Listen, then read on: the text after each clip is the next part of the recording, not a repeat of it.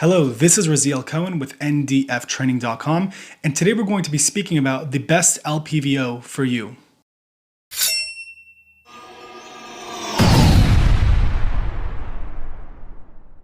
LPVOs are one of those things that people are starting to see a lot of value in. The question is if it makes sense for the setup that you have. Now, it's definitely debated on the use of it for home defense setups, but for a patrol rifle or something that you might need to have intermediate to long range distance on your AR-15 platform, that might be something very worthwhile to be able to look into. So I made a video very recently on the Mayopta Optica 6, which is a very nice, relatively affordable optic that's of the few that are available in first focal plane. This right now, what I have in front of me is a Vortex PST 1-6, which is an entirely different optic completely. So this is a second focal plane optic, which I want to do more testing on in regards to the differences of impacts and impact shift when you're using a second focal plane optic. But this is probably the first optic that's a 1-6, so it's an LPVO that might have changed my perspective completely on LPVOs. So a lot of the LPVOs that I've had in the past have not such great eye relief, which means how close and how far your eye needs to be able to not get an outer ring that kind of shadows and makes it very uncomfortable to see.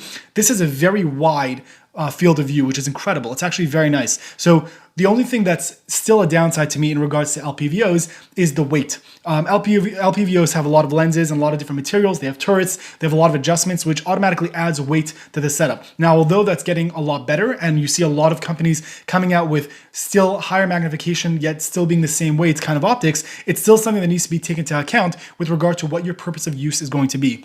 Being that this is the Vortex, we're going to go cover a lot of the details in this specific optic. And for right now, in regards to the optics that I've tried in the past in the LPVO setup, this is so far the one I'd recommend the most from what I've tried out. So this is something that, again, is still very new to me, very interesting to me. There are definitely pros and cons that need to be spoken about, but with regard to quality and actual use that's like realistic, this is the one I think I'd be recommending. So I'm going to start off with a few of the negatives first. First of all, the battery life on these things are not great. So this does have an illuminated reticle that you're able to choose from. So they have a lot of different settings. In regards to the effectiveness of the brightness, it's very good. So I was able to use this in full daylight brightness while still being able to see the reticle.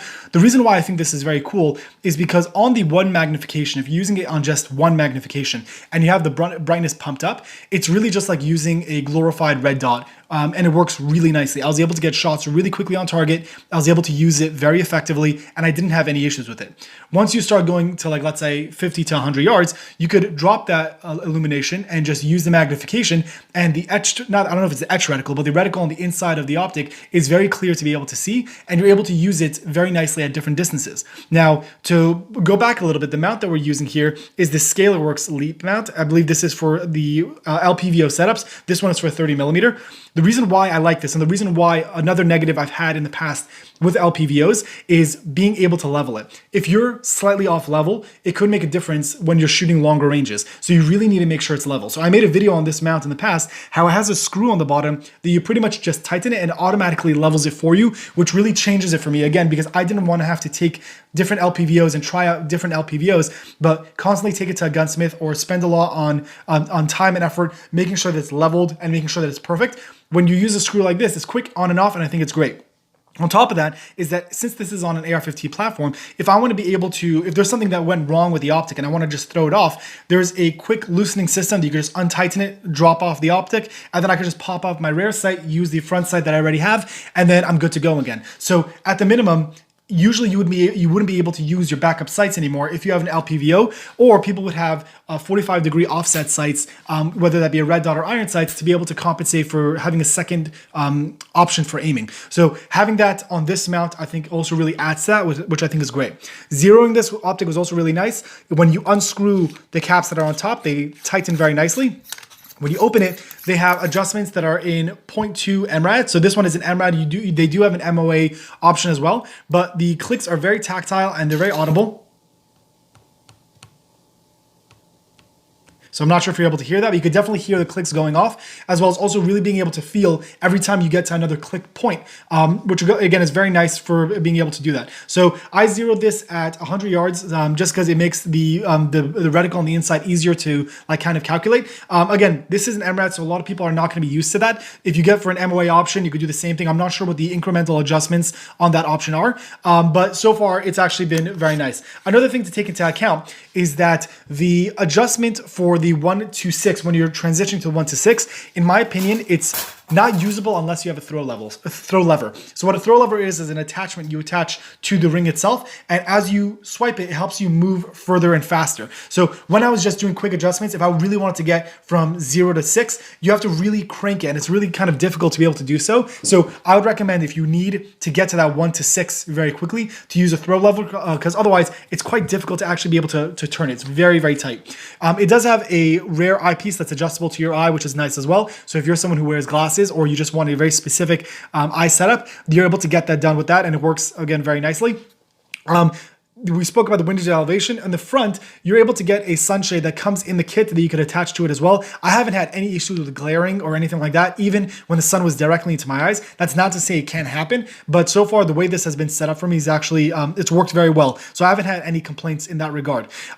Going back to the battery life on this thing, the battery life is not so great. So I actually accidentally left this on, and the battery died within a few days, for what I remember. So I feel like it would be nice if in the future Optics came out with like an auto turn off setting. So right now the way this works is that it has an on and off setting in between each power level. So right now, if it's between 4 and 5, I can just keep it in the off setting and then turn it straight to 5 if I want to, so I get the brightness that I would hope to get out of it. But again, if you accidentally leave it on, it's going to die on you, and that's not really ideal. So I kind of hope that in the future there's going to be the technology available that it has an auto off setting, just because if you have it and it's on your patrol rifle, and then you end up needing that red dot capability, having it off is obviously not going to be something you want to be able to deal with. So that's going to be a problem. Now, on the rifle setup that I have right now, all the weight is towards the back. So this rifle setup, the way it is right now, is the KE arms lower and a Colt AR-15 upper.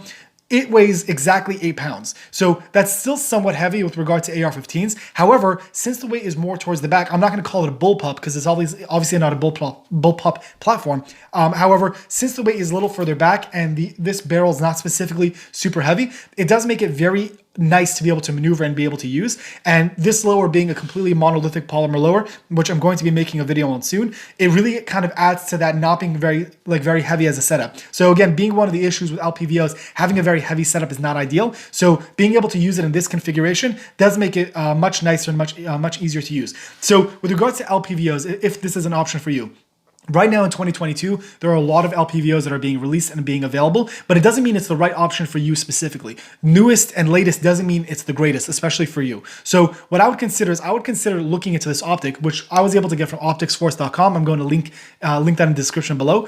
The reason why I like it is because right now, especially with newer optics coming out, this is still a very, very, very capable optic. And for the price, especially since newer ones are coming out, is going to be lower on this one, while this one still has really great capabilities. So it's not necessary to spend $3,000 on an LPVO when this comes in at a significantly lower price point than that and still has a lot of effectiveness and capabilities. At the minimum, if you are considering getting an optic that's $3,000, then at least get an optic like this that you could try out and try to see the difference between the options that you have available, so then you might not end up needing to spend that amount of money. I put this optic in front of someone who's not very familiar with optics, and I put them side by side with another optic to get an idea of clarity. They were not able to tell the difference between this optic and an optic that costs close to double what this is. So it really comes to, if you really need that clarity, if you're really going to be shooting long distances and need that, then I can understand it, because that's a very specific role. If you're going to be a regular dude that's going to use this for general use, it's going to be very difficult to tell the difference in that quality range. Now, something else to be able to point out is that although this is on 1x magnification right now, there is a very slight distortion if you're using both eyes open, which you can use both eyes open when you're looking through this optic. So there is that distortion that while you're transitioning and doing stuff like that, that it will be harder to kind of, it's not even with your eyes. So you kind of look like you're looking through a slightly magnified optic on your right side, but it still was able to be used very effectively for me, and it wasn't a problem. I would recommend getting an offset RMR or something along those lines, because it would help with closer transition work or for closer environments. Or if you're going around the corner, instead of using the optic, you could just transition and kind of bring it over your shoulder. And since red dots have an unlimited eye relief, it probably is going to be easier to kind of maneuver around obstacles that way. But again, for close to intermediate to even long range distance, I haven't had an issue with this optic, and I really have come to enjoy it. I want to do more testing with it with regard to its weight, because that's something that's really kind of it still bothers me a bit. But if this is able to still work with that capability and with that weight, or maybe a lighter weight upper that really kind of, again, drops the whole weight of this setup even lower, it definitely might be something I'd be considering in regards to a primary use optic. So I'm going to do more testing on that. If there's something I missed in this video, or if you have any specific questions on this setup, please feel free to leave a comment below, and I'll try to get to that as soon as I can. This is Raziel Cohen with ndftraining.com. Thank you for watching.